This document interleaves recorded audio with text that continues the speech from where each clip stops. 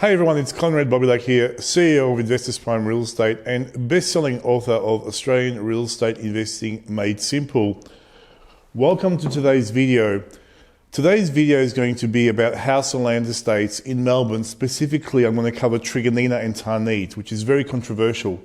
Every time I spoke about these suburbs in the past, especially at live events, I get bombarded with emails from people that live there saying, oh, it's not as bad as you say it is. We've been living there for 10 years. There's a great sense of community. The schools are good. Or my uncle bought a property in Truganina, Tarneit in XYZ, and now it's worth XYZ. I know all the stories, guys. I just don't care, okay? I'm not here to talk about suburbs in terms of livability and functionality. This whole YouTube channel is designed to do one thing, is to show you where the money is. That's all it is. But because I've been bombarded with these emails and these commentary about Truganina and Tarneit, what I'm going to do is going to show you 3 videos where the locals actually talk about Truganina and Tarneit and the challenges that these estates are facing for everyday people that just want to live there and get to the city. Because there's no point just believing me, because I don't live in the area, I live in the Bayside area. There's no point talking to me about it. Speak to the locals, because obviously the locals are not going to be lying about it. And the reason I'm showing you this is because as the Melbourne property market and the Sydney property market are going into the next phase of the growth cycle, what you're going to be hearing from project marketers is these lies. Melbourne's going into a growth cycle. Truganina and Tarneit have the highest growth in Melbourne of any suburb, and that's where you should be investing in. And that is not correct, okay? Melbourne is not Truganina and Tarneit, or Pakenham or Berwick. Melbourne is inner suburbs that are 100 years old. That's where the growth is. Now, there's no argument that Tarneit has the fastest population growth in Australia, and same with Truganina. In fact, it's faster than Ipswich and the Sunshine Coast and the Gold Coast. And I'll show you all the stats. So I'm not debating the fact that there's massive population growth. I'm debating the fact that there's very low capital growth historically, and that's what I want to unpack today. So I want to talk about the challenges of the suburb, because the challenges ultimately lead to lower demand for the product, but at the same time, the area has infinite supply of land and it's targeting a low-income demographic, people who are buying into the area. And that's what I want to really talk about, because you're going to hear these lies from project marketers for the next 3 years. Melbourne's growing fast. This is the fastest growing suburb in Melbourne in terms of population growth, which is true. Therefore, that is the best area to invest in, which is definitely wrong 100%. So I'm going to show you the stats of Truganina's and Tarneit's growth and the #1 capital growth suburbs of Melbourne, because it's very important for you as an investor to understand this distinction. If you don't understand this distinction, especially for people that don't live in Melbourne and don't have an appreciation on these suburbs. So if you're looking from Melbourne from the outside and you've never been to Truganina and Tarneit, then you're going to be sold by these people into a lie. And then you're going to be buying a property that won't lose you money. You can't lose money in property in Melbourne in new house and land estates, because they'll still go up by 3 or 4% per year. You're just not maximizing your results. Because remember, as an investor, you've always got limited resources. You have a maximum borrowing capacity, and you also have limited equity that you can release from your home or savings, right? So what you want to do is you want to maximize the transaction. In my opinion, no one should be investing in Truganina and Tarneit under any circumstances, because there's 150 suburbs that will outperform them all day long. And that is the topic that I'm going to cover today. Now, after I cover this topic, if you still don't believe me, go and check out these suburbs yourself physically and talk to the locals. So it's a bit of a controversial one today. It'll be interesting to see how many emails I get from this video. Bit of a disclaimer, I'm not here to give you any financial advice. This is all purely for educational purposes only, and don't act on anything that's covered in today's video. And obviously I'm not going to make any kind of financial statement or make any promises that by following anything that I teach is going to make you any money whatsoever. Hey, the risk is always with you guys. That's the reality. Bit of my background. So I wasted 4 years at Monash University doing a business course, which consisted of drinking beer at the tavern every day and playing pool and doing assignments with international students. Complete waste of time. But essentially, I'm a real estate agent. I've been running Investors Prime Real Estate now for over 10 years, where I source properties for investors and help them build up large property portfolios in Melbourne's hottest suburbs and the highest capital growth suburbs. My background before then was in mortgage broking, banking, private banking, and I started off in financial planning working for Australian Unity Funds Management in Albert Park. The most important thing, guys, is that I'm actually a sophisticated property investor myself. I've been investing now for 20 years plus. So I'm walking the talk and I'm doing everything that I'm teaching you guys. I'm refinancing properties, I'm getting loan applications through. I'm going through the same journey that you're going through. I'm just a little bit further down the road because I've been doing it for 2 decades. And obviously this is how investors learn. We learn from other people's mistakes, and that's how we progress as investors. So my objective with this YouTube channel is, number one, is to expose all the bullshit and the lies that's in the industry, because there's a lot of people with interest parties that are running the show and they're trying to make things appear very different from what they are. Number one, though, is always, I'm going to try to show you where the money is and where the money isn't. But at the end of the day, you have to make up your own mind what's reality. And that's why I encourage you to check all the facts. Most of the information that I talk about, I show you where I get this information. RP data, RAIV, I give you all the sources. Go and check out the facts yourself. Get educated. And this research is a huge part of your education. A bit of a shameless plug on my books. Property Finance Made Simple, great book. Just go to bookonfinance.com.au, any good bookshop or Amazon on Booktopia. It teaches you how to slash your mortgage in record time and pay off a 30-year mortgage in 15 years or less, which is really important to understand in this market, considering we've had 12 interest rate increases, in a short period of time. So for those of you who are concerned about their mortgage on their house, this is essential reading for you guys, because it could save you tens of thousands of dollars, if not hundreds of thousands of dollars, in unnecessary interest repayments to the banks. The second book is also just on real estate investing made simple, which teaches you how to build a large property portfolio. You can get a copy by going to realestatemadesimple.com.au or any good bookshop.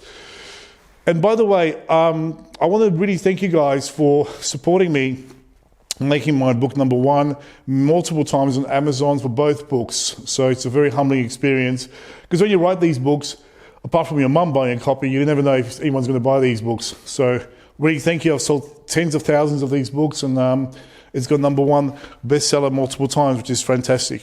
Okay, let's get into house and land estates and the challenges that people face in house and land estates in Melbourne. This is what happens in Melbourne and Sydney with a typical couple. I see it all the time. You've got a couple, late 20s, early 30s, they're buying their first property. They got a pre-approval. Let's say it's $1 million, right? $1 million doesn't get you anything in Melbourne and Sydney anymore. Well, in Sydney, you get a garage for $1 million. In Melbourne, you can actually still get a dwelling. Let's say they're in Melbourne, they want to buy a terrace home in Collingwood. Okay, and they get all emotional about it. Oh God, we love a terrace, Victorian terrace, it's so close to the city, and it's so close to John's work. And say Rachel and John, and Rachel's working in the hospital as a nurse, and they're all excited. They go to the auction. There's a beautiful terrace home. They go through the terrace home. Oh my God, it's perfect. There's a backyard. We can have a barbecue. We can get pookie. Over here, 1 million, 1.1 million, sells at 1.5, bang, they go home depressed, right? And this is grief over missing out, GOMO. People have been actually diagnosed now with GOMO, which is the equivalent of being left at the altar. Next weekend, another auction, another terrace, Victorian terrace home, double story in Collingwood, beautiful terrace home. $1 million, bit of a renovation. They need to spend maybe $500,000, but they can do it over time.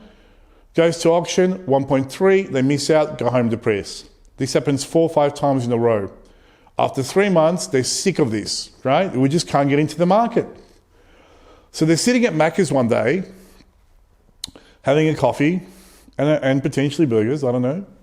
And they're looking through the papers that get left on the tables. And there's an insert on a Saturday for new house and land estates. You too can own a beautiful Metricon home just 24 kilometres from the city in Truganina. Fantastic. Hey, look, $699, turnkey, 4 bedroom, 5 bathrooms, double car garage in a large block. Hey, let's check it out. We've got nothing to do. There's no auctions today.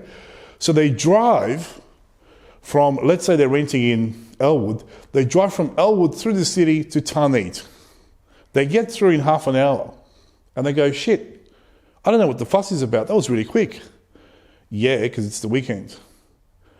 They go through and they start talking to, and by the way, what I'm talking about, Truganina and Tarneit, is this section here in the west. This is Melbourne City. And obviously there's infinite supply of land. There's usually display suites. So they go through a display suite and they talk to the sales agent. And they go, you know what, this isn't actually that too bad. If we buy something like this for $700,000, it's a huge house we're getting with a backyard. It's so close to the city. It's only 26 kilometres from the city. It's half an hour drive. What about if we just buy this and then later on when we find our perfect home, we can then use this as an investment property? Do you know how many times I've heard that story, guys, over the last 10, 15 years? Not even in real estate industry, but when I was a mortgage broker. I always heard this story, except when I was a mortgage broker, these properties were usually was Point Cook, Truganina, or Tarneit, or Wyndham Vale, and usually it was about $300,000. Now they go in, they get, and look, these homes are spectacular. When Metricon does the Signature Series, and Burbank and Simmons and Porter Davis, when they do the display suites, they're amazing. You know, they use the best tradies, they use the best fixtures and fittings, they up-spec the whole thing to the nth degree. So you have the latest of everything. But they get excited. Everyone gets excited, right? I get excited when I go through a brand new 60 square Metricon home because it's a bit of a home. There's no question about it. And eventually they sign on a dotted line. Now they ask the question from the salesperson, listen, we're thinking of moving in, but we're not going to stay here forever. We want to have kids eventually. We want to be on the other side of the city or Collingwood or Carlton because our family's there. Oh, look, this is a fantastic area for investing. It has the highest population growth in Melbourne out of any suburb. And this is true, guys. I'm going to show you the stats in a second. Absolutely correct, 100%. We've got record spending on infrastructure by the government. Billions of dollars are being spent on roads, schools, parks, and the tunnels going in as well, which will make commuting time even faster. That's true as well. There's new schools and shopping centres being built in the area. Absolutely true. It's a house on land estate. There's no shopping centres or schools. There is a minimum, obviously, because you have to have them to have a house on land estate, but that's absolutely factual. There's a new train station being built or planned to be built in the area. Absolutely correct. No question about it. And there's record high overseas migration coming in, which is 650,000 over the next 12 to 24 months. 57% will be going to Melbourne and Sydney, and this is where majority of them will be living because they're on a budget and obviously there's minimum savings involved. Absolutely true. There is no question that Truganina and Tarneit will have the highest volume of sales out of any suburb in Melbourne in the next 10 years. Maybe Pakenham and Berry can beat it, but it's very unlikely. And it's very affordable because the median price in Melbourne is $1,070,000, $1,040,000, depending on the week. And we're talking about a house on land package for $669,000 fixed contract, right? So it all makes sense. Now, let me revisit these points at the end of the video, and I'll show you the challenges that we have. And don't even take my word for it. We're going to hear from the locals that actually live in these suburbs, and that's what we're going to do. All these things are absolutely factual, but they don't create capital growth. That's the problem. So if you look at Tarneit, for example, in 2023, the forecast for Tarneit locally is 56,888 residents, and it's forecasted to grow to 132,792 by 2041. That's a huge forecasted population growth of 133.43% by ID, income demographics, which is a really good company and they get everything absolutely correct. So there is no question that the population growth will double in that suburb. Absolutely correct. And this is what the area that I'm talking about for those who don't know where Tarneit is. So it's just next to Leverton North, between kind of Hoppers Crossing, Leverton, and there's Tarneit and Truganina in this area over here. Now Truganina is also massive population growth, 25.17, which is still like off the charts when you compare a normal suburb like, St Kilda right now. St Kilda's population growth is minimum. We're talking 2 or 3% per year because the only way you can grow St Kilda is to build apartments because everything is heritage protected and there's heritage overlay restrictions and density restrictions. So in 2023, population forecast for Truganina is 42,733. It's forecasted to be 53,491 by 2041. Absolutely factual. And I'm sure if you check the mathematics, it'll be 100% on the money. The problem is, guys, there's no growth there. Population growth doesn't translate to capital growth because there's an infinite supply of properties and massive challenges, which I'm about to show you what they are. So when they talk about population growth, people assume that translates into capital growth, which is absolutely not true. And I'm going to show you the stats. And this is the area we're talking about in Melbourne over here. So Truganina is just here. And then we're talking about this whole area here, right down going to the Amesbury estate, which is in trouble now, by the way, but I won't cover that. So if you look at Truganina from 2011, and Truganina is already built up to a large extent. Tarneit is now the corridor. But Truganina in 2011 had 1,000, so population was 166,020. And in 2016, which is kind of the last property boom, it had a population of 221,895. So it's had 33.7% population growth. It's off the charts. Look what the area looked like in 2011 and check it out in 2017. There's virtually no land left. And all the parks, everything's established. Okay? So I'm not challenging the fact that there's massive population growth. But these things are a complete trap. Let me show you the videos. And let me show you exactly what the locals are talking about, because don't just take my word for it, guys. Let's listen to the locals that have actually purchased a house and land package in there, and they've lived there and what they're going through right now. So the first one we're going to talk about is Tarneit residents have had enough, and this is dream versus reality. We're going to play this short video, and I'll come back in a second with some commentary. Look, it's been appalling the way the residents of Rothwell has been treated for this long. For 4 years, the residents have been deprived of basic necessities, such as a park. If you can see the park at the background, so after numerous emails, petitions to the council, finally they agreed that we're going to deliver the park in December, but it doesn't look like it's going to be delivered in December. The residents have to wait for longer. So the council needs to own up some sort of responsibility, not just before the elections they started all the work, but continue with the commitment and deliver the park. The issue of the entrance, there's only one entrance at the moment. The second entrance, again, residents are at the mercy of the developer. Whenever the developer may have money, they can decide to open up the next entrance. If this road is not built before those units are going to start, all the trucks are going to pass through the residential area. All the foundation of the houses there perhaps are going to be moved. And who's going to be responsible for that?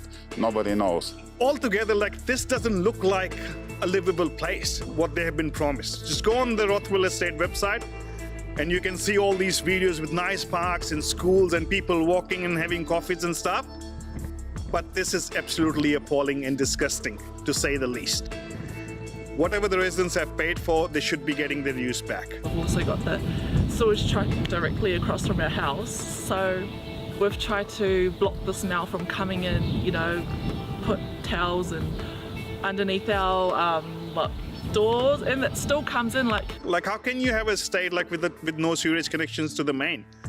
Residents should not be emailing City West Water. It should be the developer or the council should be chasing it up for the residents. On the map and the advertising and the promotional videos that they showed me, everything I was looking for in a place to call home was in this estate, and every single one of those things are not here at the moment. And they said that there would be signage at the front of the estate, so anyone that drove past would essentially be envious of our estate. We don't even have an entrance at the moment, so.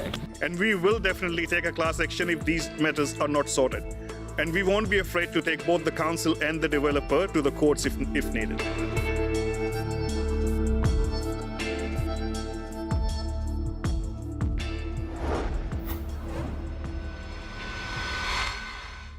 Okay, welcome back. So you can see some of the challenges the locals are facing, and this is very consistent in every house and land estate that I've seen, not only in Melbourne and Sydney, but especially in the Gold Coast, in the Sunshine Coast, and the whole growth corridor between the Sunshine Coast and the Gold Coast. The problem is this, guys.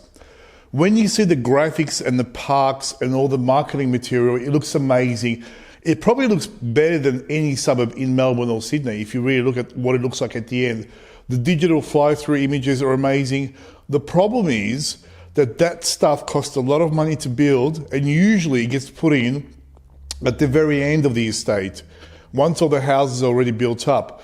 So I've seen estates where people have waited for 15, even 20 years to get the right park in place and not only the parks, because remember they're going to be using very the plants they're going to be using are small plants, right? They're going to be putting in trees that cost thousands of dollars. So when they say this is what the park will look like, and you have mature trees there, those trees will take 50 to 100 years to grow that size, right? So even if they complete the park, it still looks like nothing, because you have all these plants that are tiny plants, because they're going to use the cheapest possible plants to justify that expenditure. Because remember, for developers, this is just a massive expense. There's no value adding for them to create a park somewhere, or to do a walking path, or to create a proper riverbank, right? They're all expenses.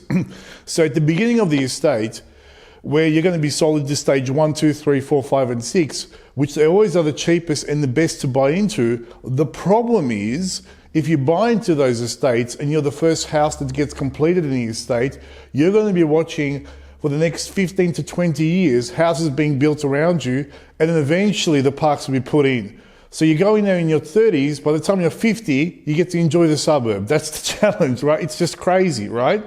This is why people pay so much money for established suburbs like Kew and Baldwin, because you have majestic trees that are 100, 150 years old. You have beautiful tree-lined streets with trees overlapping, creating shade.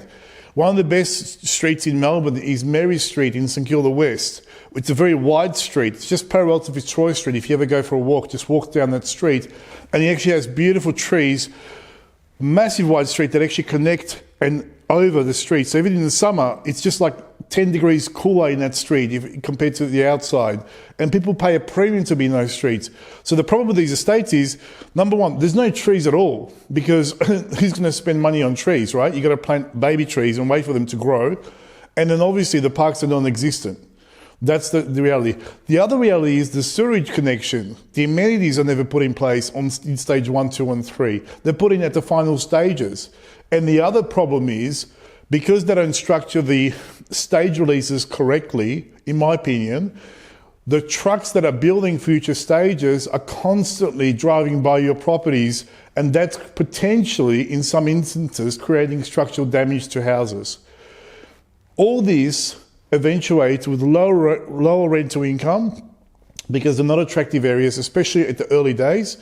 And obviously they create places that are not desirable for people to live in, because if you go out there physically and look around, this is what you're promised, but this is the reality, you know?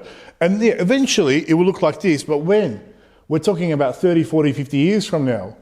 And this is the challenge of these estates. And yes, look, every suburb went through this. You know, when they were building Bentley, you know, in 1930s and 40s, obviously it used to be cow paddocks. There was nothing there. Okay, now it's an established suburb. When they were building Essendon 100 years ago, it was the same thing. It was cow paddocks. But you don't want to be there when it's cow paddocks. Ideally, you want the enjoyment of a suburb years later. Now, there's other challenges. The other challenges are the actual time you get to travel to the city, and obviously schools, quality of schools, which is non-existent. But the worst one is the level of crime and dysfunctionality and isolation that people feel by living in these estates. So let's check out the next video, where we're talking about the actual time it takes for an average person to get to the city from these suburbs. Because, you know, 25 k's from the city, you would think it would be half an hour, right? And the reality is quite different. And this is what happens to the couple that I talked about earlier on. They settle the property, they buy the house from Metricon, they move in. Now, when do you move in? You move in on a Saturday, right? The trucks, usually people move on Saturday. You move in on Saturday and you're super happy. You've got your dream home from Metricon. We did it, honey. $669,000. It was a bargain. You obviously go to Harvey Norman, get your plasma screens and your interest-free 24-month furniture, because you've got to have a plasma screen, right? Otherwise, what's wrong with you, right? PlayStation, Xbox, leather couches. And the second thing that happens is Monday morning, they go to the city for the first time. And this is where they drive out of the driveway and they get into a car park. It takes them an hour and a half to get to the city, and then they come back. They finish work at 6. They come back at 7:30. They drive into the garage and they're completely exhausted. And they look at each other and they go, what the hell have we done? And this is why these estates are a trap. Let me play you the next video and I'll come back very shortly. It's 5 o'clock at Tarneit Station, where rush hour is taken literally. These commuters are running to their cars to avoid the traffic jam getting out. Every day this car park is full by 7 a.m. Dozens park illegally, risking fines or being blocked in. The main issue for us is parking. Or even expand the car park or do something about it. 1 in 5 people in Tarneit work in the city. The commute can take up to 2 hours each way by train or by car. It's not the suburban dream they were sold. Less than 30 minutes by rail to either Melbourne CBD or Geelong. Tarneit cater for the... Come, I will show you what they promised us when we bought this land. Binod and Namrata Bahadur moved in 3 months ago and say the proposed Tarneit West train station has now disappeared from the developer's marketing material. We feel sort of cheated, you know. We bought this land on the promise that we will have a dedicated train station and a bus stop within 300 meters of this development. But looks like that was all a false promise. Future bus stops are marked out, but no buses ever stop there. The expectations we were given, they are not met. Knowing what you know now, would you have bought here? No, of course not. It's a familiar story with Australia's growth suburbs where developments roll out constantly, but the infrastructure, especially transport, can lag years behind. So it's no surprise that people in those suburbs are much more likely to say they'd be happier if they spent less time commuting. But nowhere more so than here. The Victorian Transport Department says it's working to meet the demand. Tarneit is part of the regional rail plan, but can't expect a new train station until at least 2027. So this is apparently where there's supposed to be a Tarneit West train station. Nothing happening whatsoever. You know, it's actually becoming like a modern slum, if I may call it. You know, it's not now, but I actually personally believe it. You know, it can actually go into social isolation in 10 years' time if it's neglected like the way it is right now. While more than 100 new residents move in every week. After just a couple of years, it will be a nightmare. Strong words, but genuine fears. Elias Klua, ABC News, Tarneit. So you can see there, one of the biggest challenges with house and land estates in Tarneit and Truganina, Point Cook, Berwick, Pakenham, South Morang, Roxborough Park, all these estates, the challenge is this. When you're sold into the estate, you're promised there's going to be train lines, bus stops, infrastructure. But remember, those things are subject to council approval, subject to planning and permit approval, subject to population growth. There's always delays. They take years to roll out. In the interim, people are moving in there with the expectation they're going to be 30 k's from the city, and they're told in marketing materials it's only 30 minutes from the city, and that's true. On Saturday, if you drive to Tarneit through the Westgate Bridge, it's half an hour. But in peak hour traffic, because everyone goes to the city, because there's no business parks in Tarneit and Truganina. It's all just, there's factories around the area, but there's no white collar high-end jobs. And there's a lot of these people that work there, work in the hospital precinct in the city. A lot of them are in IT, engineering. Now, it's a good thing that people now are moving from a model where they don't need to be in an office 5 days a week. They're working from home predominantly and then going to the city to some extent. But even today, if you go, I challenge you guys to go there during peak hour traffic on the Monday morning at 7 a.m. and try to get to the city, and if it's 2 hours, forget about an hour, it's 2 hours. And you can't park in the city either, so it's a nightmare. Trains are the same. So the challenge is, you're promised all these infrastructure and all these things, but no one's talking about timelines and time frames. Now think about it. Why am I telling you this, by the way? I'm not here to talk about social issues and challenges with house and land estates from a social perspective. I'm talking about money-making perspective. So if you're buying in stage one with the intention of having high rent, you're never going to get it because there's no amenities, no transport. And people know this because the ones that seek to rent there, they understand the area unless they're from interstate or something. And if they are from interstate, if they move in, they're going to get out of there very quickly once they start experiencing a 2-hour commute to and from the city every day.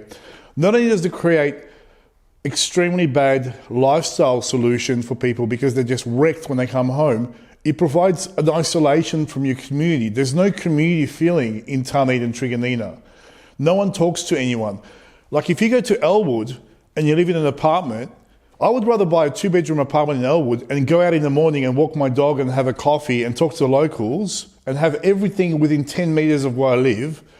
I'm talking about cafes, restaurants, schools, gyms, transport, then have a 60-square home in Truganina and then just be completely isolated from the community because there's nothing to do there, guys. You can't get a coffee. You want to get a coffee, you got to go back to the city or you go to a 7-Eleven and get a 50-cent 7-Eleven coffee, right?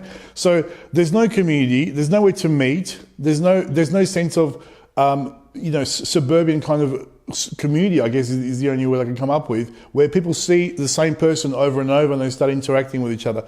So remember, in Melbourne and Sydney, the suburbs that are the best for investing are not in the city themselves, because the city is dead as well. They're just outside the city in villagey-like suburbs, which are cool and trendy. So in Melbourne, we're talking about Brunswick, Sydney Road, for example, right? Hundreds of cafes and restaurants. We're talking about Essendon. We're talking about Moonee Ponds. We're talking about Collingwood, Carlton, Fitzroy. We're talking about St Kilda, Elwood, Port Melbourne, right? These are the areas where you have hundreds of cafes, restaurants, gyms, everything, shops, and you have to see the same people over and over. You get this kind of sense of belonging to an area. Studies have shown that there's more isolation and depression in the new estates than any other area in Australia because of this dysfunctionality. Now, this is not your fault or my fault. If it's anyone's fault, it's a result of really bad town planning, and also the developers are just becoming greedy and they're building the same house over and over and over. This shit doesn't happen in Europe. We have multi-generational living solutions provided in Europe where you have a main street of shops, then you have high-density apartments on top, then you have townhouses, and then you have detached houses. So the European style of living is this. You're a single person, you move to an apartment above a shop. You got a coffee shop downstairs. You're on your computer, you order your coffee, it gets delivered to you, you get your breakfast downstairs, you get to meet the locals. Then you have a girlfriend, maybe planning some kids, you leave the apartment, you move out 50 metres next door to a townhouse. You have a few children, you want more room, you move out further to a house with 5 bedrooms. Eventually the kids go, you don't need the 5 bedrooms, you go back to a townhouse or even go back to an apartment. What we're doing in Australia, which I don't even know where this comes from, is we're building thousands of kilometres, thousands of acres of 4-bedroom houses with no infrastructure. No parks, no shopping strips, nothing. You're just walking around in suburbia and if you walk 10 k's in one direction, you're just in front of another 4-bedroom house. Now, the end result of this is high crime, which is the next video I'm going to show you. A group of thugs armed with machetes has smashed their way into a Tarneit property in a terrifying home invasion. They fled before police arrived, but their victims live in fear they'll be back. An early morning wake-up call by 11 armed men. 12 seconds after banging on the front door of this Tarneit home, the gang unleashes.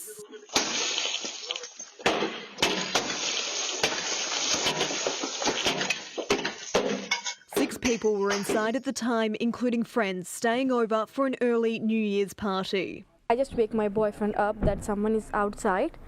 Do you want me to check it out, like who they are? And he told me just stay here. The woman, too scared to be identified, was asleep in the front room. She was covered in glass as the windows shattered. In the videos, they are holding big knife. What are they there for? Might be they want to kill us. The gang smashed through the front door before 5 a.m. When we just all together and we ran out from the home, they all gone in the cars and ran away, yeah. No one was injured in the attack, but the group of friends has been left terrified. So scared, like I can't able to sleep from that night. I'm sleeping in the morning for 2 hours, but not at night. The residents know some of the people who attacked the house, but it's not clear what motivated them. 4 days on, there haven't been any arrests. We're not safe in our home. I need a surety that yes, I am safe or not. Otherwise, I have to change my house and everything. Hope Wilson, 7 News. Very scary situation. And look, it's not just happening in house and land estates. In fact, these gangs that originate from these house and land estates, these thugs, actually are going into premium suburbs trying to steal cars. It's a big problem on social media, and it's a bigger problem in Queensland as well. In fact, some locals in Queensland have engaged security companies and pay them money to have a 24-hour presence, especially during the night, walking around suburbs, making sure that these idiots don't invade their homes and steal their cars.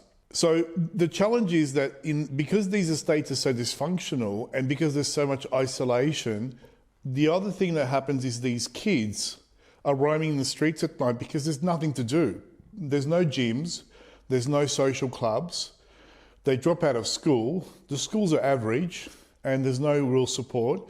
Youth unemployment's off the charts, 30-40%. So eventually it manifests into these kids just walking around with machetes and sticks, trying to steal cars and put that onto the social media because that's the only justification they have left in their life and existence, which is pretty sad. I mean, this stuff would never happen in Poland, but because everyone's armed, or Texas in America. But anyway, that's another story. The challenge is, why am I talking about this? Once again, I'm not here to expose social issues around suburbs. What I'm telling you is that these are the challenges you're going to face as a landlord potentially trying to rent out these properties. And that's why if you look at Melbourne's leasing, the short-term leases always occur in these estates because people just want to get out of these suburbs. Even if they get in and are aware of these issues, within 6 to 12 months they're going to be aware of these issues, which is lack of transport, lack of infrastructure, no shopping centres, no schools to speak of, very small amount of medical clinics, and obviously crime. So these are the challenges that no one talks about, guys. And I'm showing you this also if you're a first-time buyer thinking of buying into these estates. Do your research. Make sure you go into this estate, especially Tarneit Truganina, and talk to the locals about what they're experiencing before you put your money down and buy something for $700 to $1 million. So it's all about risk and reward. Now, can you lose money in Truganina and Tarneit? No, you can't, because inflation is tracking at 3% and construction materials, historically I'm saying, now it's tracking at 9 to 9%. But construction materials in the building industry have gone through the roof. Timber and steel have gone up by 70, 80%. So just based on base inflation plus construction costs, plus the bureaucracy associated with creating a block of land, getting it rezoned from rural or farmland to residential, you're going to double your money every 12 to 15 years in Truganina, Tarneit, despite all these dysfunctionalities. So I'm not saying you're going to lose money. What I'm saying is, it's the opportunity cost of investing into those estates versus somewhere else. Now, the reason why people get seduced with these estates is because for $700,000, you get a 4 or 5 bedroom house on a 400 or 300 square metre block, where for that amount of money, you get a 2-bedroom apartment in a normal suburb. So you get massive value for your money in terms of what you're buying. But remember, it's not about the size of the block or the size of the dwelling that matters. It's how much money you make per year and the rental yield. That's the thing. In fact, you want the property to be smaller because smaller properties are non-family conducive. Families destroy properties where single people and yuppies don't destroy properties, number one. So if you want to have a property destroyed, lease it out to a mum, dad, 3 kids, 2 cats and a dog. They use the kitchen every night. Then you're going to be repainting and refurbishing the property every 5 years. Imagine a 2-bedroom townhouse in Richmond for $1,000 a week. You're going to attract the yuppie couple. They're probably eating out every night. They probably don't cook. And there's going to be minimum damage to the property. So this notion of bigger is better in property, it's not true. It's a nonsense argument. It's like saying a Holden Commodore is heavier and bigger than a Porsche 911 Turbo. Well, yeah, there's more steel, but that's the problem. That's why a Holden Commodore is $50,000 and 911 is $450,000, because it's smaller and faster and it's got more engineering in there. So don't think of property as bigger is better. Bigger is better for living, not to make money though, okay? You can't take that methodology from what you like as an individual and try to use that as an investment guide. That's a recipe for complete disaster. So what makes a good house on land estate then? Are there any good ones in Melbourne and Sydney and Brisbane? Yes, they are. But they must be in an infill area surrounded by prestigious and desirable suburbs, schools and infrastructure. Never buy a house or land package on the fringes of a major capital city, because you're going to be waiting for these transport, infrastructure, schools, roads, sewerage, amenities, hookups for years to come. What you want to do is buy into an area that's already been an old area and it's a new estate that's attached to it. So Worst case scenario, you can just go to the suburb next door, it's all there.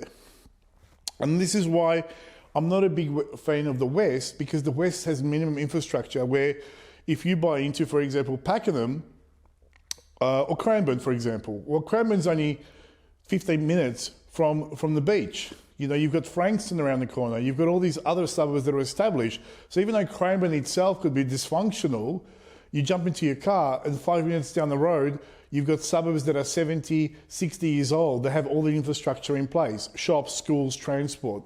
That's the benefit of buying in infill areas. So you can see that Truganina, Tarneit, this is where the boundary is. And this is all cow paddocks, guys. It goes on all the way to Adelaide. I mean, this is thousands of kilometres of flat cow paddocks with no infrastructure. There's nothing there. Where if you look at this house on land estate in Cheltenham, this is a development of 280 houses and townhouses in Kavanagh Street by Arcorp. Now, you can see there might not be any infrastructure there. Even if they don't build a park in time, what's the advantage of living in Cheltenham? Well, Cheltenham was built up in the 50s and 60s. You have Southland Shopping Centre, you've got the beach, you're between Chatston and the Southland Shopping Centre, you've got hundreds and hundreds of shops, schools, transport, it's all established. So what I'm saying for investing, when you're buying a house or land estate, you want to target infill areas or areas that are attached or surrounded by established suburbs. That's the key thing. So in Melbourne, you have the so-called growth corridors, which is the west, you've got the north, you've got Melton, obviously, Melton South, Melton North, and then you've got Casey, where you have Pakenham and Berwick. By the way, I've got developers, and the sales right now has stopped in these suburbs. I mean, the sales have dropped by 90%, just so you know, because we haven't had any migration coming into the country. I've got developers ringing me every day, saying, "Hi Conrad, this is John. I'm a BDM for XY." I won't mention the builders, there's no point. I'm a BDM for XYZ House and Land Package Specialist, and we sell properties in the 4 growth corridors in Melbourne. I said, "John, first of all, let's get to the bottom of it. There's no growth and there's no corridor. Okay, it's just cow paddocks turned into house and land. So don't call it something that it's not, if we're going to have an honest conversation here, okay? There's no corridor and there's no growth. So why do you call it growth corridor? Because there's population growth. There's no capital growth though. The amount of stock that's available here, they've got land that can be released for the next 25 years. So remember, they release the land. Now what's happening with developers' margins right now? They're getting squeezed. A lot of developers have gone bust, especially like Porter Davis just went down a few weeks ago, which is one of the biggest volume builders in Australia. Metricon was in trouble. The owner committed suicide. They had to get bailed out. So the CBA came with a $30 million line of credit. They sold 64 display suites. In Queensland, developers are going under every day. So think about this. If you're a developer in house and land packages and you're just trying to survive, are you going to be spending money on parks and local schools and things that really just cost you money with nothing coming back? Of course not. You're going to be deferring all those things to the last possible moment when you're in profitability mode, not in survival mode. Inflation is tracking so high, guys. Most developers in Melbourne are in survival mode right now. So if you're buying house and land estates in these estates, expect no infrastructure spending for years to come. For years to come. You've got to be aware of this, because and the reason I'm telling you guys is, by the way, I've got access to virtually unlimited house and land estates, because I know what you're thinking. Oh, you're just banging in these areas because you don't have properties to sell there. I do. I have house and land packages in Tarneit and townhouses from $650,000, houses from $660,000. If you want one, just contact me, I'll sell you one. So yes, I have properties to sell there, but I'm still telling you the truth that project marketers that work on those estates won't tell you, because they don't want you to know the reality of what's happening. And this is why I'm doing this video, to make sure that you guys don't make these mistakes. Because I want you to become successful. I want you to buy multiple properties.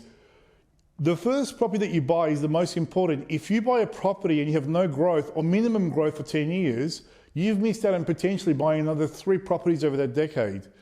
So you've got to make sure that the first property that you buy, you target the right suburb, the right property, and the right reason why you're buying the property. So once again, this is an example of current number of households in mortgage stress by postcode. You can see there mortgage stress suburbs, which is the dark blue patches. It's all the house and land estates. Now, what's happening with interest rates now? We just had an increase by 25 basis points. There was a 12th increase. We're going to have another increase. We're going to have a technical recession, which is 2 consecutive quarters of negative growth. Definitely, I think it's going to come. So these estates will get even smashed more because these people are doing it even harder now. The water level's around here. So that's how they're living every day. And when the water level goes up there, a lot of them won't survive. So mortgage stress, in terms of deferring mortgages, Wyndham is number 1, guys, in Australia. Whittlesea as well, Wallen as well. So we're talking about the areas where people have overcommitted 12 months ago when interest rates were much lower, and now not only have interest rates gone up, fuel prices have gone up, food's gone up, everything's gone up. And these families are doing it the toughest. And Labor's not helping either, which is bizarre. They're not even focusing on this issue, which they should be. Anyway, I want to talk politics because that's not what this is about. So remember, you've got to be really discerning in the next 5 years because we're going to the next property growth. There's going to be a lot of lies from project marketers and real estate agents who sell and make commission to sell stuff, trying to convince you to park your money in these areas. And what I'm telling you is the opposite, is not to park your money in these areas at all. Avoid them like a Teen Arena concert, okay? There's nothing to be seen there. So eventually, now, if you've bought there already, sell at the peak of the market. In 3 or 4 years' time, it'll be the peak of the market. Migration would have come in. There could even be a mini boom in these suburbs. Get out of these areas and put your money in areas where you're getting 7 to 10% growth. That's the key. So these are the most advantaged suburbs in Melbourne. This is from the Australian Bureau of Statistics. These are the top 10 suburbs where you have the greatest access to amenities, city, transport, schools. East Melbourne, Glen Iris, Surrey Hills, Chirac, Brighton, Ivanhoe East, Eaglemont, South Yarra West, Camberwell, Balmoral, Albert Park. These are the most disadvantaged suburbs. Broadmeadows, Corio, Campbellfield, Morwell, Breeside, Doveton, Meadow Heights, and then St Albans and the whole area there. And I'll probably add Frankston North in there as well, to a large extent. Even though it's surrounded by good suburbs, it itself is very disadvantaged. So you want to make sure that you're parking your money into these areas and staying away from these areas. Now, if you're doing subdivisions and developments, that's a completely different argument. Because then people will ring me and say, well, I'm a developer. Yeah, but you don't need capital growth to become a developer. You just need your margin to be 30, 40%. You're not relying on the market. Remember, what I'm teaching you is buy and hold market-reliant strategies. So what factors really determine capital growth in Melbourne? Think of the lifestyle triangle, and it's the time it takes to go from home to work, to school if you have children, or lifestyle areas, which is cafes, restaurants, gyms, and then back home. Okay?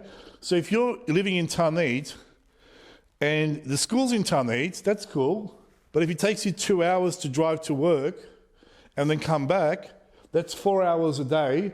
You're not going to be very happy compared to someone, for example, that lives in South Yarra.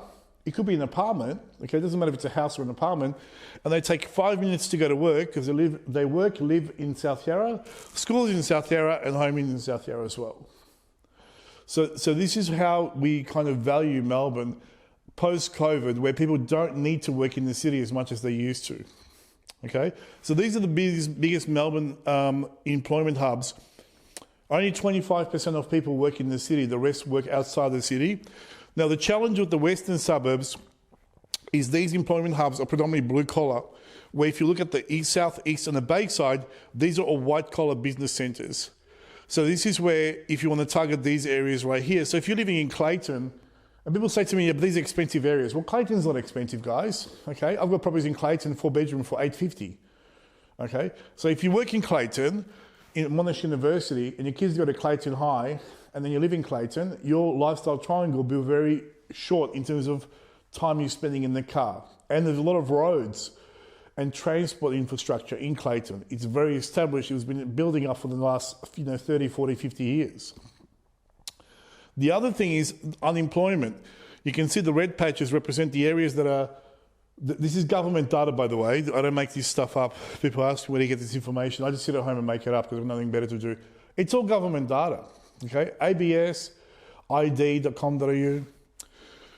Red represent the highest unemployment, blue the lowest. So if you've got tenants, what are the chances that your tenant will default and not pay your rent on time? You want to make sure as a landlord, especially with 1 or 2 properties, it doesn't make a difference, but if you're getting 10 properties and they're all parked in the red zone, what are the chances that people will start defaulting? Now, it's very difficult to evict tenants now, and it's going to become harder and harder as we go on. Okay, so you want to make sure it doesn't even become an issue. You want to avoid that on the radar. So you want to basically buy properties in suburbs where people have the highest possible disposable income per capita. So just so you know, Richmond is the highest #1 suburb, apart from Brighton and Toorak, where it's all hidden in trust. But I'm talking about income that's actually declared.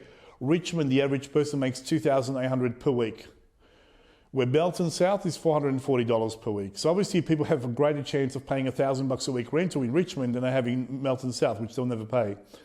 And also in Richmond, you can increase your rentals more aggressively than in Melton. So what I'm saying is, rather than buying a 4-bedroom house in Melton, buy an apartment, even a 1-bedroom in Richmond. It will outperform that property. And this is the other thing is, and because of these low socioeconomic demographics, the other thing you have is high crime. This is the homicide postcodes of Melbourne. And look at the overlap of new house and land estates versus crime. Where are all the gangs? I mean, these people are not breeding in Kew and Hawthorne and Camberwell and Essendon, are they? They're in the worst postcodes because the parents are not there. They're not getting tutoring at night. They're not doing piano and violin, are they? They're just left to their own devices. And that's why they're roaming in the streets and creating issues. I ask where the parents are. You know, this is not a problem for society. This is a problem for the parents. So unemployment, plus you have highest risk of mortgage stress. And this is the issues why house and land packages underperform the norm and underperform the top 100. Number one is low socioeconomic demographic, which the buy and the reside in these areas tend to result in higher crime levels, higher levels of domestic violence, high levels of home burglaries and theft, higher cases of road rage, gangs and violence. And this is a government fact. Number two, social issues associated with isolation and lack of community. No one talks to anyone, resulting in a high level of depression, and then you have this kind of vicious cycle where people want to get out of there. Then the biggest problem is the lack of government planning and spending around transport, job centres, and also accessibility to the city and hospitals. If you get sick, if your child gets sick in Tarneit, you've got to go back to the city, to the Royal Children's Hospital. There's no medical clinics out there that are worth mentioning. Like if you have something serious, like an ear infection, you know if you live there, you've got to go back to the city, to the Royal Children's Hospital, the Alfred Hospital. Lack of style shopping strips, parks, amenities, no parks or average parks, no trees. Like parks should be, you need 100 years to establish a really good park, you know, like the ones we have in the city. A 5-year-old park, we have nothing. We have 10 gum trees in there. What's the point? You might as well just have a picnic in your backyard. You'll get more shade. So the problem is the parks are nothing, there's no amenities and there's no shopping centres, because for a shopping centre, for Westfield to build a shopping centre and spend, you know, hundreds of millions of dollars, they've got to have the population to justify that. And the population will be there, but it'll be there 50 years from now. And this is the other challenge. So without shopping centres, it's difficult to do anything in these estates on the weekends. And then you have average to bad primary schools and secondary schools. They're not ranked schools, they're not top 50, top 100. You have dysfunctional schools. Kids drop out of school and they can't get work, they can't get employment, and it creates a vicious cycle. Adequate access to medical clinics and hospitals as well. So which suburbs in Melbourne have the lowest potential for long-term capital growth? These are the worst areas that I would not recommend investing in. You can live there, which is different. If you need to live there because of your community, affordability, function, if you've got 5 kids and that's all you can afford, no problem. We're not talking about livability here, guys. We're talking about making money. These are the worst suburbs to invest in if you want the highest capital growth in Melbourne right now and for the next 3 to 5 years. Okay, now last property cycle, which peaked in 2017, went from 2011 to 2017. This is the capital growth over that period of time. This is actually 10-year average. Melton had the lowest capital growth, 2.5%. Officer, okay, Geelong, Greater Geelong, Mornington Peninsula, Wyndham, 3.2%. So there's Truganina, Williams Landing and Wyndham, 3.2. You can see that Truganina, 3.3. South Morang, 3.3. Lara, 3.4. Whittlesea, 3.4. Point Cook, 3.5. Remember, inflation is 3.54% over that period of time. Druin, 3.7. And St Albans, 3.7. And Tarneit, 3.7.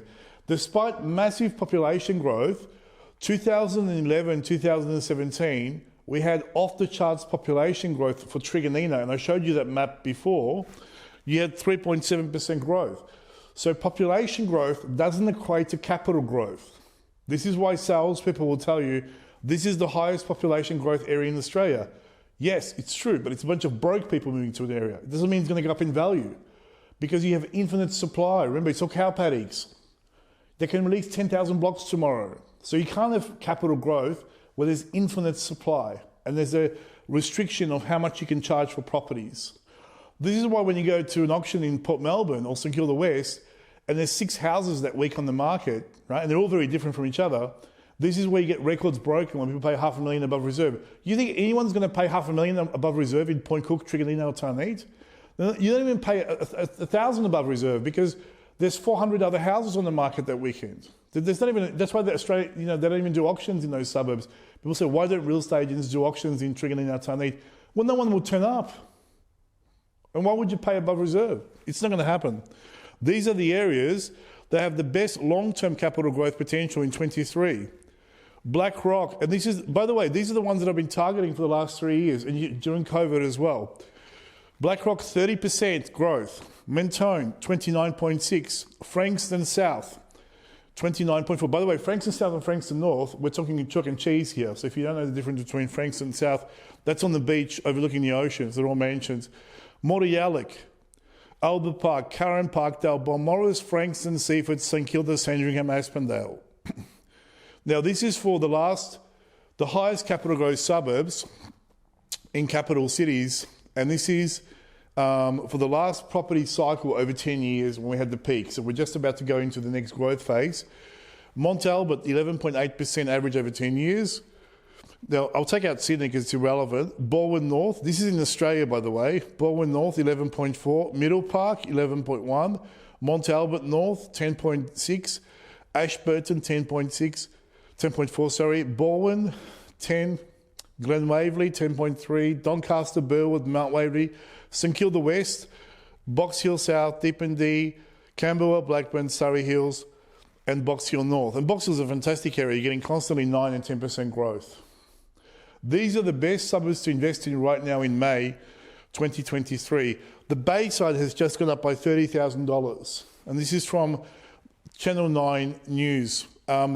Melbourne houses jumping by more than 1,000 a week, which is more than most people make in their job after tax. And then you have the southeast and the eastern suburbs between $19,000 to $15,000. Just now they've gone up. So if you want to target a good area in Melbourne, stick your money here. Live anywhere you like, but invest in these suburbs. So that's it, guys. I can't make it any more clearer. Okay, let me rephrase that. Don't invest into this area. Okay, invest into these areas. That's it. Okay. If it doesn't work, come and see me. Then send me an email. Okay. Interested in learning more? I hope you have. I hope you enjoyed this video, guys. Now I'm doing a live event again. So if you want to learn information like that, that's completely unbiased, and I have an agenda, by the way, of making a suburb look better or worse than it is. I just report the news. Okay. I'm just a messenger. Join me and 55 other like-minded individuals at an up-and-coming real estate investing fast-track weekend. We run these here in the office in St Kilda. We run them once every 2 months. It's a 2-day event. It's live. And we talk about how to build the structure and automate a large property portfolio from scratch, mortgage reduction programs, fundamentals of research and due diligence. There's about 4 hours just on finance, structuring, your portfolio. It's all contents heavy, and you walk away there with a real good plan and starting point of knowing exactly what to do and who to go to get the information. So it's 2 days of complete immersion in that property investment topic. We talk about which areas to buy into, which areas to avoid, right down to what type of properties to target: detached houses, apartments, townhouses, floor plans, everything, including rental, property management, valuations, depreciation schedules. It's all there. They are limited. We're nearly booked out for the next one, which is coming up on the 18th or 19th of July. But we do run them from every 2 months. We do about 6 or 7 per year. Tickets are $47, plus you get a hard copy of my book, Real Estate Investing Made Simple. So for those of you who are interested, just scroll down below and reserve your ticket, and I hope to see you live at the event. Also, for those of you who are interested in going to the next level, let's say you've already got 5 properties, you had a basic introduction of property, but you want to go to the next level, you don't know how to get from 5 to 10, then definitely I would encourage you to invest into the Property Portfolio Accelerator Summit online video course, which we recorded in 2022. This is an amazing course that you can do online. It's for those who are a little bit more advanced, or perhaps those who are starting out, but you're a doctor or a dentist or an architect or an engineering person, and you're really into numbers, and you just want to know everything before you make an educated decision. It's 30 hours of content delivered by some of the best minds in property in Victoria. It's $997. It's the best $1,000 you're going to spend. You know, I mean, the best, they say personal development will make you a fortune, where traditional education will make you a living. So for those of you interested, definitely check out propertyriches.com.au/PPAS 2022, or just scroll down below and then check out the link and access that online video course. If you think paying for knowledge is expensive, try ignorance. Try not knowing this stuff and then waking up at 65 where you can't borrow money and trying to start from scratch. That's expensive, guys. $1,000 is nothing. You're going to blow it anyway. Might as well invest it in yourself and your education. So $997. I got a 100-day money-back guarantee, no questions asked. Now, for those of you who are interested in having a personal consultation with myself, where we take an idea into a plan and implement it, I encourage you guys to get in contact with me. If anything that you see on this YouTube channel resonates with you, or if anything you read in my books, I do have a limited amount of spaces every week where I see new clients. I'm getting to the stage, honestly, where I'm getting nearly at capacity, and I've actually hired a new consultant, Mark, who'll be studying with us, and he's actually in financial planning, and he's been in property for a long time. And he'll be seeing all my new clients in the future. So I've only got limited spaces left because I have so many existing clients that I'm working with, and I don't work that hard, guys. I'm pretty lazy. I have 6 holidays a year. So I have a good balance of work and lifestyle. And I love doing what I do. I hope that kind of comes across. I love property. This is my healthy obsession. But I've only got a few months or a year left before I stop taking any new clients on, because I'll just be looking after the existing clients. And I've got clients that are buying the 10th property, guys, 7th, 8th, 9th, 10th property, which is amazing. So what I'm teaching is definitely working, because we're seeing those results. And I'll be putting all those case studies eventually into a book that'll be coming out in about 5 years' time. So we're going to see amazing transformations from people that went from 0 to 10 properties and completely changed their whole life. So remember, if you fail to plan, you plan to fail. So what we do in the consultation is, rather than doing this, which is what most people do, from A to B, I just take you from A to B with the path of least resistance, and I give you a real plan that you can walk away with. So work out where you are, where you want to be, and I bridge the gap between those two spaces. You also walk away with a list of your whole consulting team, your accountant, financial planner, mortgage broker, right down to property management, depreciation schedules, even building inspections, everything. So you get a whole list, you get the whole team. And just getting this team, guys, is worth having the consultation, because these are the best in the industry, and I use them myself for my portfolio. So it's a journey from building wealth step by step. It's literally, you walk away with a strategy. It's paint by the numbers. I'll tell you exactly what you can buy, where to buy, how much to spend, how to structure it. It's literally that specific.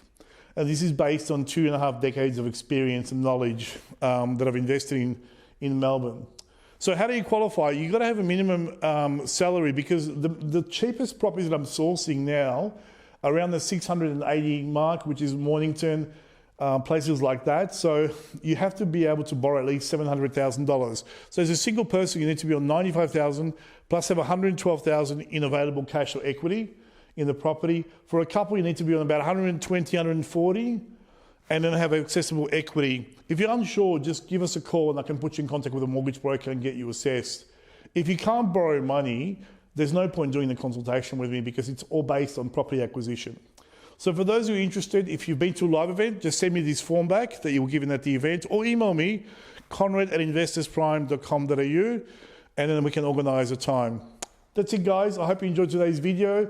I hope you see the sincerity in what I'm saying, because I'm not here to make anything look bad or better than it is. I'm just telling you the truth. And the truth can be harsh sometimes, and it can be confronting, but it's the truth. And this is what I want to do with this channel, guys. I want to cut through all the BS, because what you're going to be hearing for the next 3 years is how Melbourne's growing, and it is going to grow, and how house and land estates are the way to grow. No, Melbourne is not house and land estates. Melbourne is Malvern, it's Kew, okay? It's Hawthorn, it's Canterbury, it's Elwood, it's Balmoral. That's Melbourne. Melbourne is not 50 k's from the city in a cow paddock, okay? That's the lie you're going to be fed, and I don't want you to buy into those lies. I've said my piece. Thank you, guys. I hope you enjoyed this video. See you on the inside.